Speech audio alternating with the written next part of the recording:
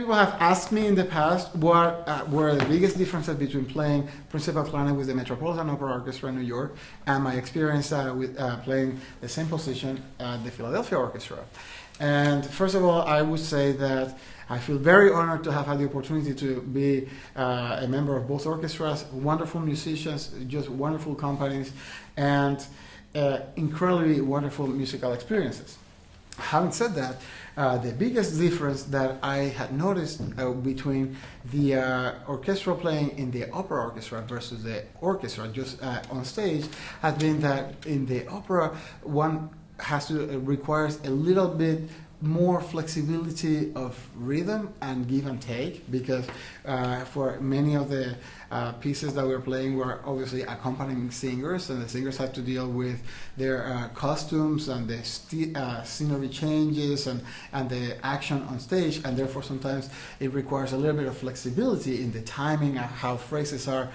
played or how they're stretched out or how we compress them. Therefore, one has to develop a style of playing where, while you're actually listening to the dynamics and playing with the dynamics that are written in the part, you have to actually have it within the context of what is going on stage. For example, we may have a forte in a Strauss piece, say Don Juan, in the orchestra, where the main part that's going on is literally just the orchestral sound. Therefore, you can have a different set of volume as having the same forte written for an opera such as in Strauss' Rosenkavalier or Ariadne of Naxos, where the forte in some piece like that is actually, in terms, it becomes more about a nuance of color and intensity of sound as compared to just forte being a full sound and full-blooded volume, because while you have to emote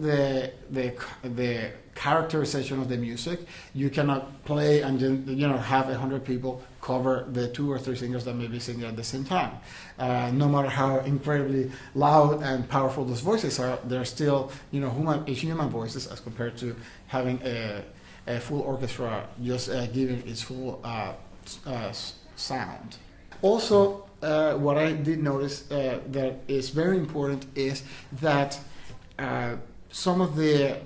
tone coloring that is required. For example, the Philadelphia Orchestra has a very long tradition of a lush string sound, and they would be playing that from the Stokowski years with very famous woodwind players like Marcel Tabuteau, Daniel Bonat, William Kincaid, Saul Schoenbach. They created a tone that was very clean and flexible, yet it had to have enough power, because the string sound of the orchestra, being in the Academy of Music in Philadelphia, it's basically an opera house. Therefore, the acoustics are dry,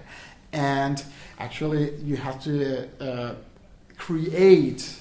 not only your sound but create the resonance of the sound, because in the Academy, while it's a very beautiful sounding hall, it's very clear, and you will go to, and that is it. So therefore, you have to learn how to create the sound with the taper. So you cannot go. You have to make it sounds a little dry. So you have to round it, and then create the little echo and reverb in the taper of what you have to do in the sound. So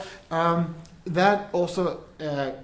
creates a difference in the sound that you are going to produce versus in the opera, where you play a Mozartian piece, beautiful Marriage of Figaro or Clemenza de Tiso, and you have to actually play with a very singing quality of the sound, and of course you don't want to let the singers outphrase you, right? So you have to have that kind of flexibility, which is very important. Whereas sometimes in the orchestra, the dynamics are a little bit, I would say, sometimes ends up being a couple of notches higher, which means that you have to create a color on the opposite spectrum. Meaning, in the opera, a forte in the opera is full sound but crystal clear, so that then you do not cover the singers. Whereas sometimes in the orchestra, a piano is a color, but because you are the main principal voice that is creating the sound, sometimes you may be able to bring it forth a little bit more because it's in the context of all instrumental playing. So you have a little bit more flexibility for that dynamic contrast. Now, ideally, you have to do both in both arenas, but there are the things in life that we say, and then there are the things that we do. So there you go.